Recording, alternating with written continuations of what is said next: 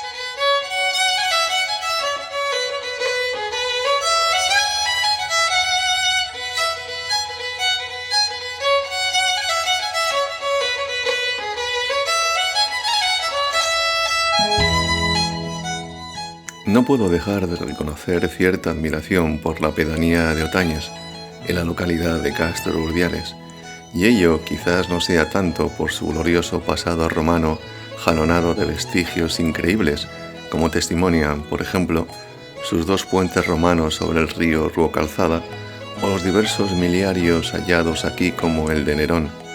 Se trata de un mojón del año 61 después de Cristo, perteneciente a la antigua calzada romana que conectaba Pisoraca, Herrera de Pisuerga, en Palencia con Castro Urdiales, y cuyo cometido era indicar la distancia desde su ubicación, aquí en Otañes, respecto del inicio de la calzada.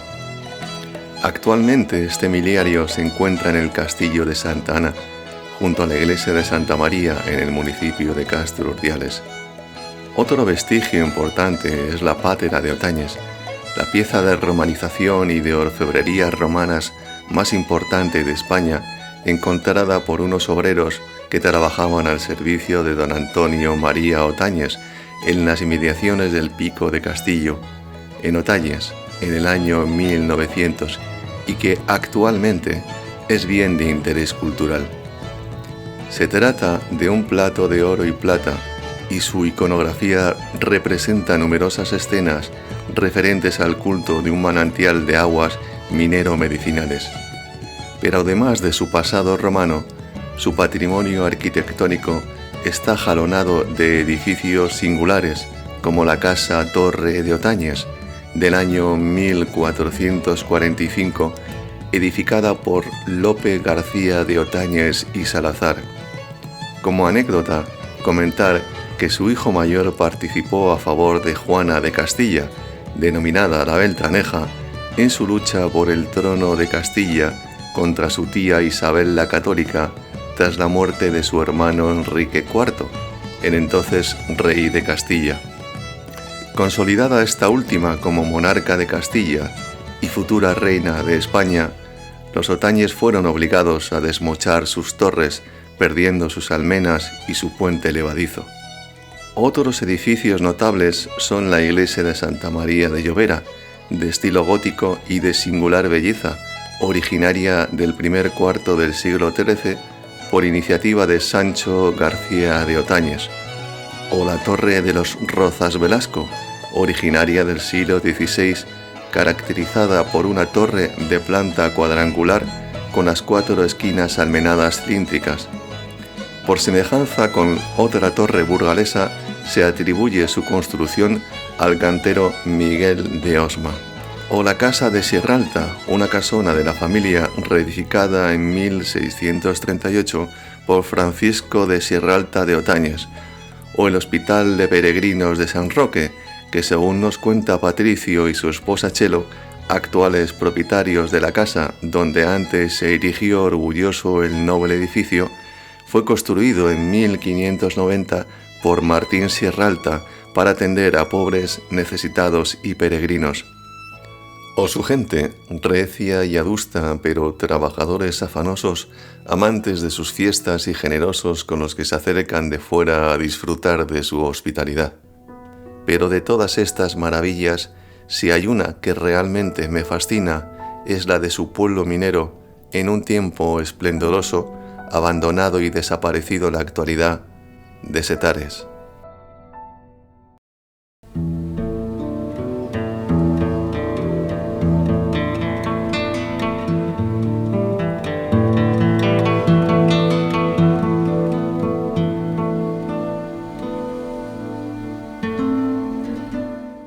El pueblo de Setares llegó a tener 1.500 habitantes y este fue el germen que provocó el crecimiento demográfico del pueblo de Otañes.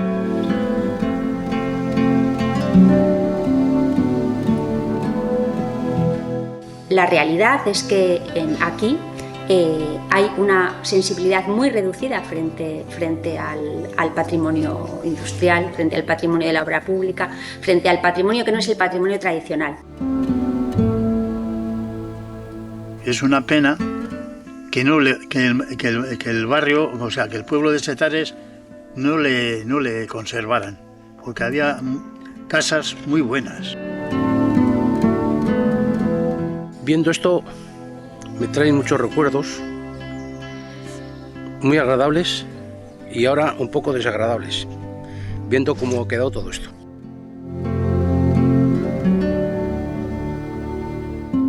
Todo desapareció, la campana, las maderas que eran buenas porque eran maderas buenas, y todo desapareció.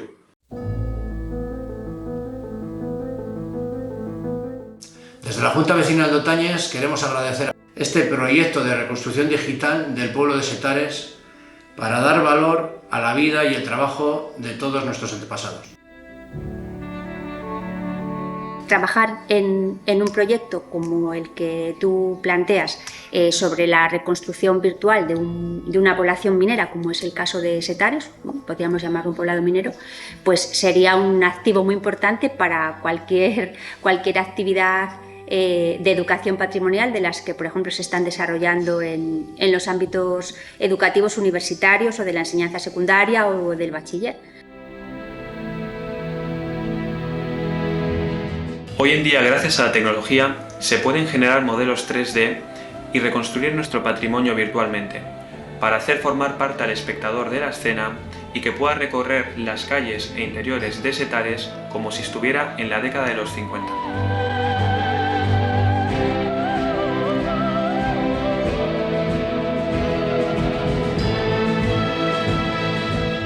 Poder colaborar para hacer posible que la gente sea consciente de que Setares existió y formó parte de nuestras vidas es un honor.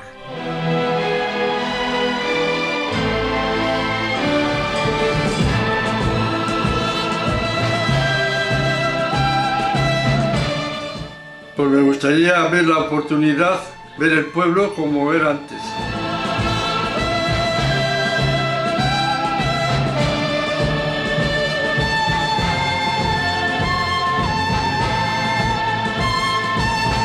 Sería bonito.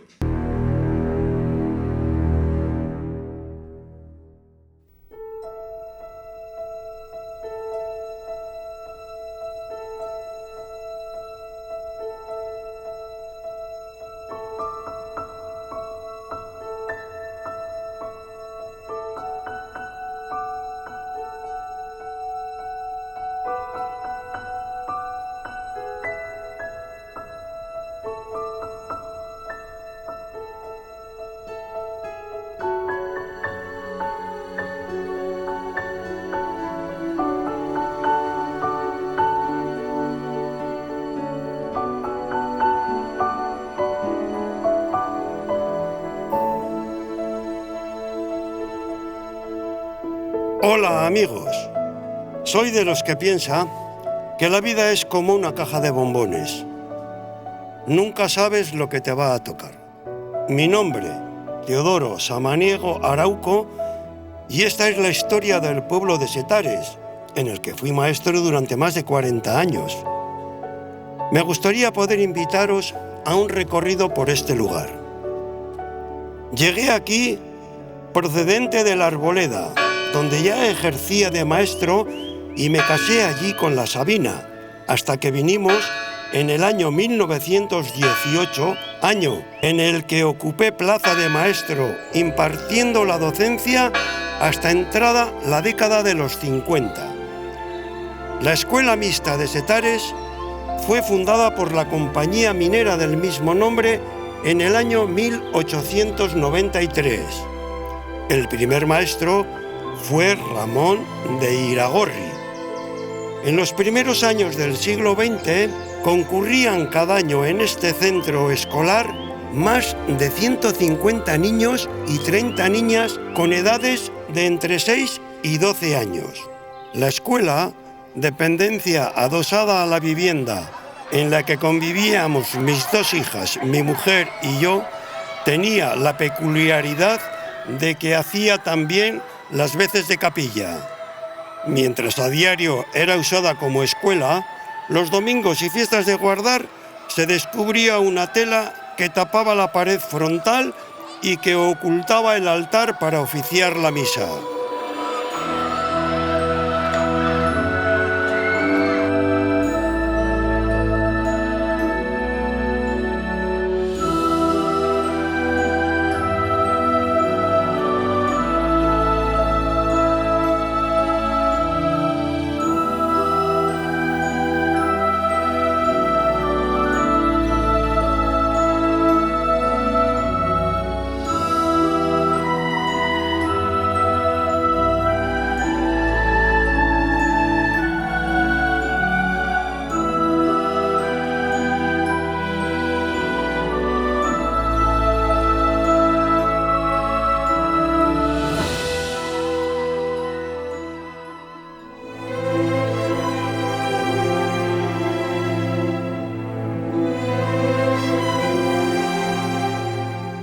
Recuerdo que en aquella época no era habitual disponer de agua de red en la casa, pero en nuestra vivienda disponíamos, en una dependencia anexa, de baño y ducha, la cual compartíamos a veces con los vecinos del pueblo para que pudieran asearse.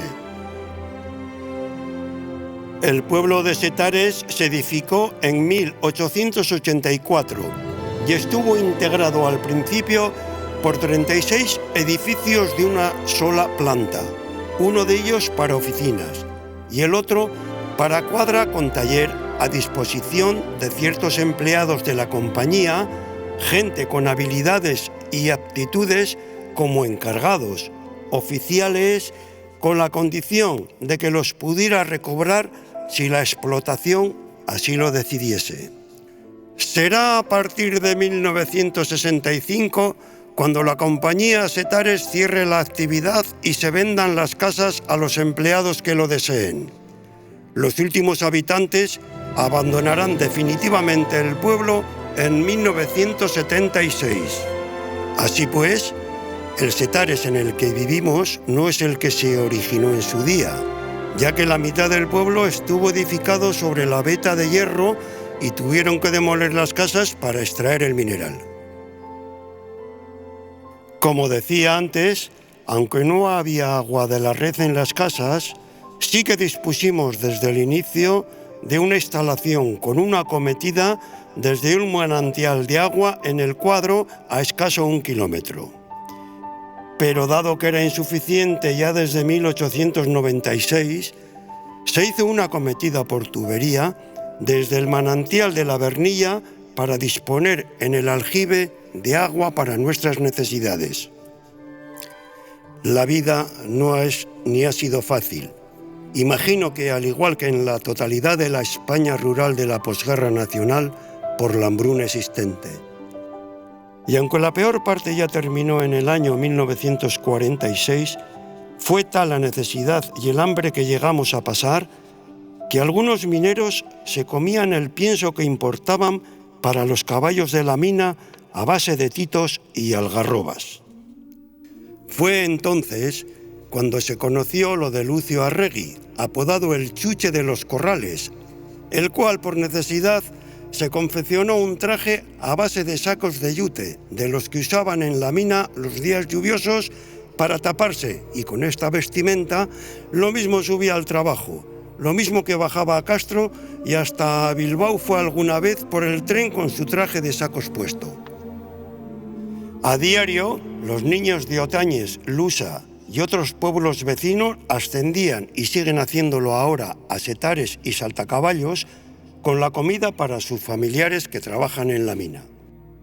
En su momento de esplendor, el pueblo de Setares tuvo más de 1000 habitantes y llegó a disponer de 7 bares, tienda de telas, zapatería, 2 carnicerías, panadería, sociedad benéfica, campo de fútbol, escuela de niñas, frontón, barbería y hasta teatrillo municipal.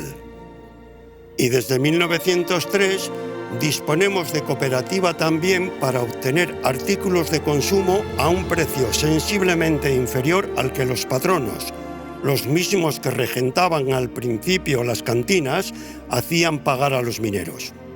Gracias a la sociedad benéfica y recreativa que sirve de esparcimiento y de ayuda, cuando algún vecino cae enfermo, se ayuda a la familia a seguir adelante dándole un dinerillo diario. Ahora que veo a la Pilarina saliendo a repartir la carne por las calles con su cestillo de mimbre a la cabeza, vamos a aprovechar para ver cómo era el interior de una vivienda.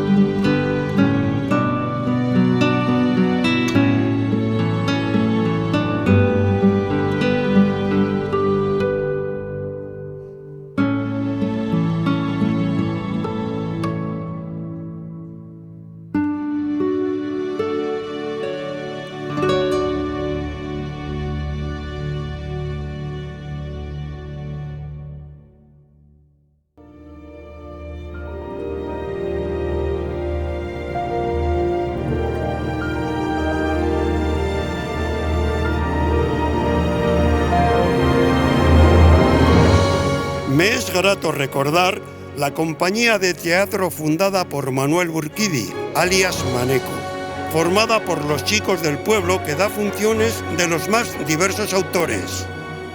Fijaos si era y es este un pueblo de envergadura que los jueves se organiza un mercadillo que ocupa desde las oficinas de la compañía minera hasta la iglesia. Tenemos un equipo de fútbol bastante respetable. Aún recuerdo el último partido en casa contra el Somorrostro, en el que no ganamos por el canto de un duro. Una buena pareja en el frontón la forman los pelotaris Ambrosio Campos y Pepe Santelices. Por Santa Bárbara, patrona del pueblo, muchas veces sube la banda municipal de música de Castro a amenizar la fiesta a la que la gente viene en masa de muchos lugares.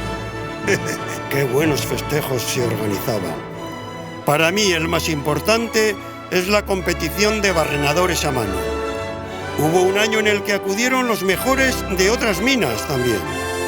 En este alarde de fuerza y maestría barrenando, destacaron los vecinos del pueblo, Quicola y Pepón, pero el primer premio fue para un minero de la mina del Alta de Dícido. Y así, uno a uno, vamos pasando nuestros días. Y mientras el rico sueña en su riqueza, el rey con su reinado qué más beneficio les ofrece, el pobre sueña que padece su miseria y su pobreza, y en definitiva, mayormente soñamos lo que somos. Sueña el minero con acabar su jornada en la oscuridad de la galería, o que no afecte la helada la siembra de la patata.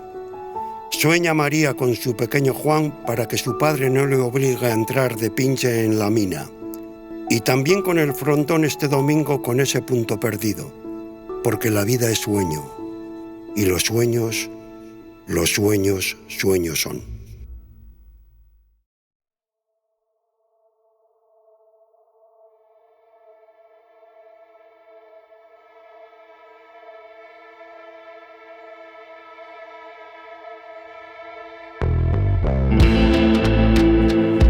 En 1886 se constituyó la Compañía de Setares por un grupo empresarial formado por Ramón de la Sota, nacido en La Correría, en Casturdiales, y Eduardo Aznar. Pronto se constituyó en uno de los grupos empresariales más fuertes del capitalismo nacional. Las ganancias generadas se incorporaban al circuito para generar la creación de nuevas empresas.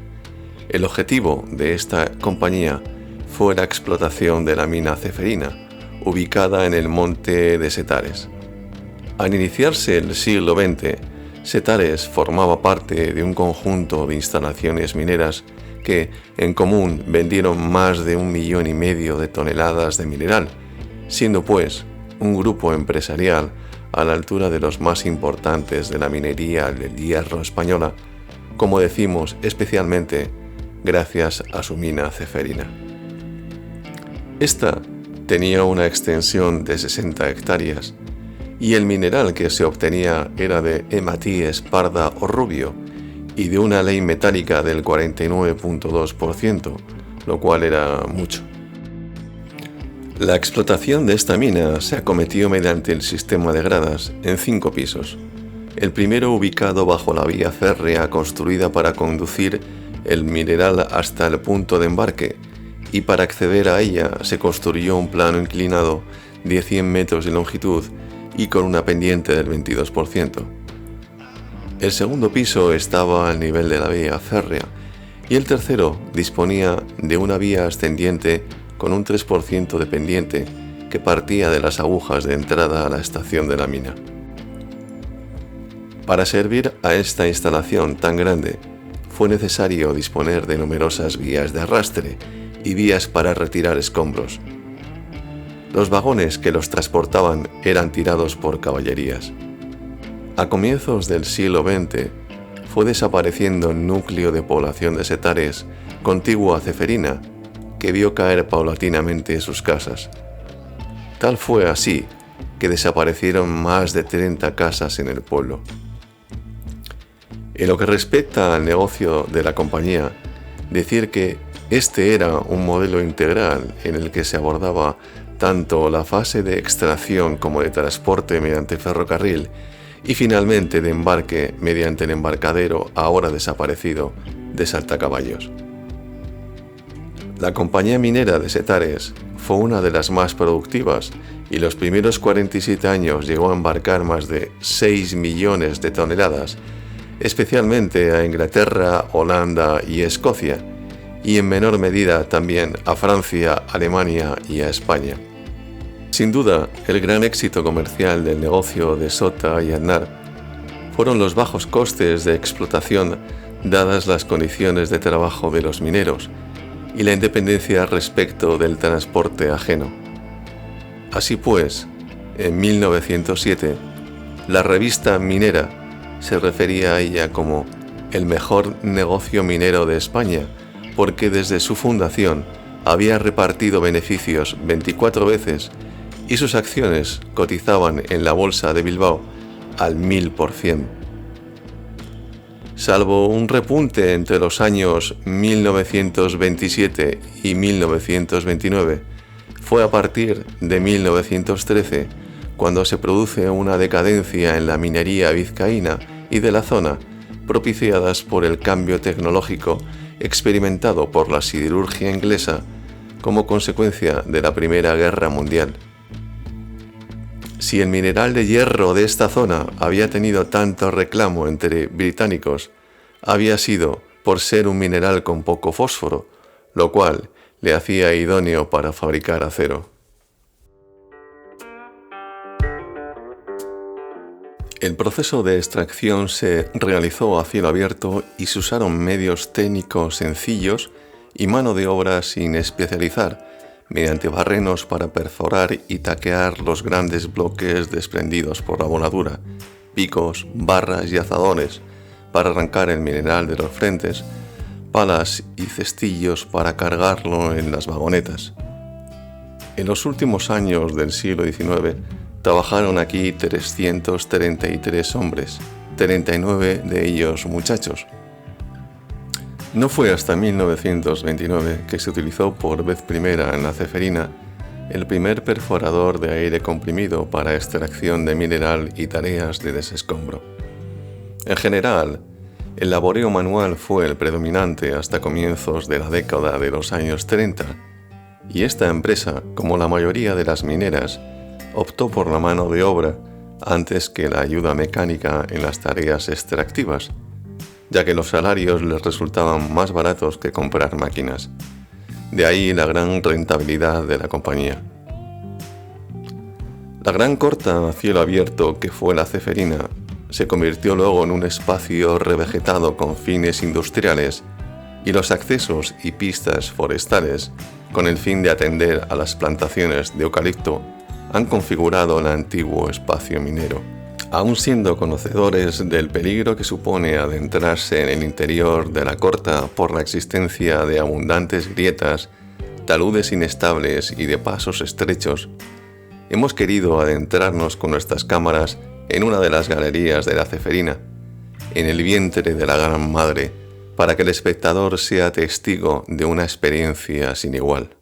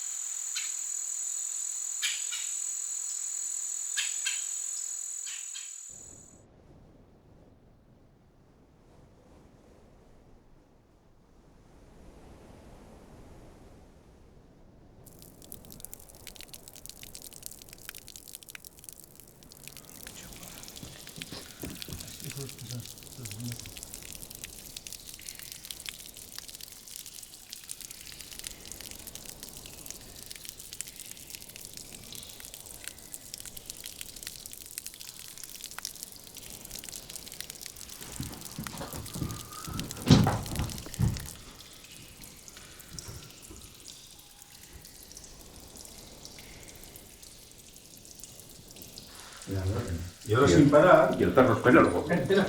Parece ir a la sala de... ¡Oh, amigo! Tú imagínate el ruido que tenía que haber aquí.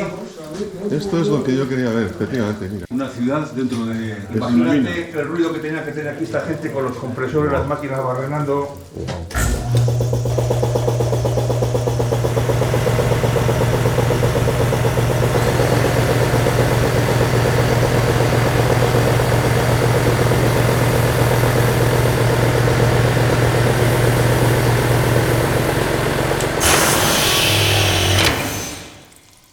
Mira qué interesante. Acércate, Voy. Ricardo y Pachi. Mira, aquí se ve el cesto. Si pones en esta banda, el tejido de castaño o de avellano. Sí. Ah, sí.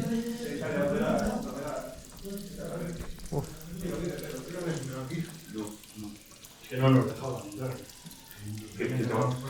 Claro que no. Venga, fuera. Tiros por ahí.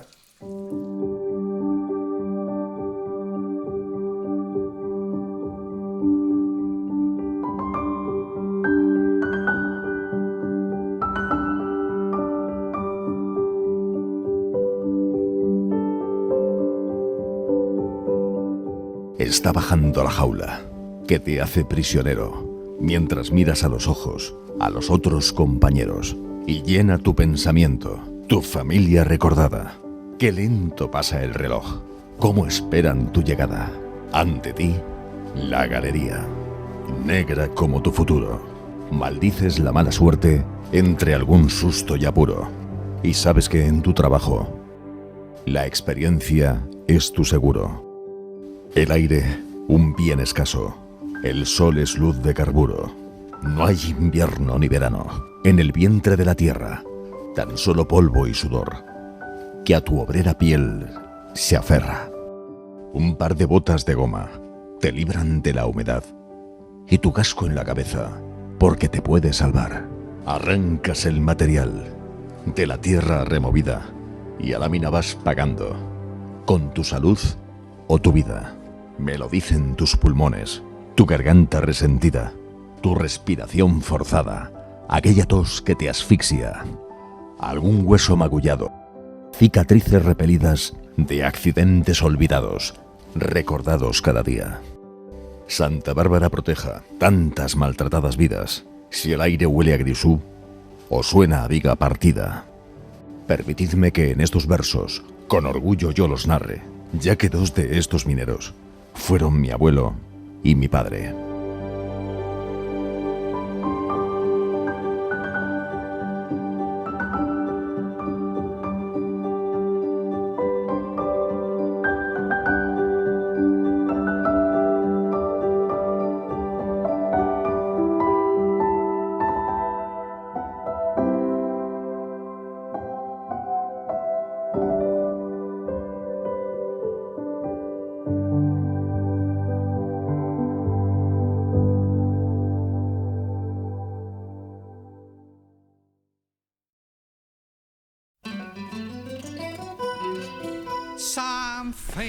Bueno, Jesús, digo, empezamos. Empezamos mal. Yo soy Julián Garmendia Sanjurjo. Nací en Setares en el año 1939, el 9 de enero. Y ya no sé cómo empecé.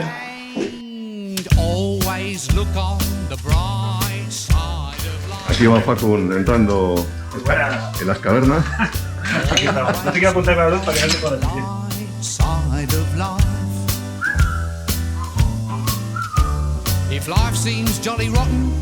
Estamos en la mina ceferina de Setares y para enseñarte ha venido Pachi Tongarte.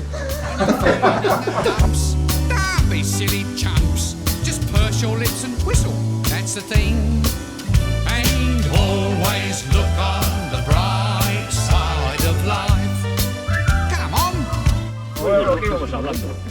¿Iba hablando qué? ¿Qué decías que iba hablando? ¿Eh? Pero llueve o no llueve. And all your hopes are up, and everybody wants your team to win.